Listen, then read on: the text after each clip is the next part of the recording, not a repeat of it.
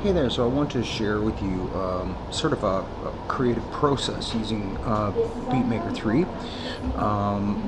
As you can see down here, what I've got is a bunch of drum beats, and then on this row up here, these are all guitar riffs.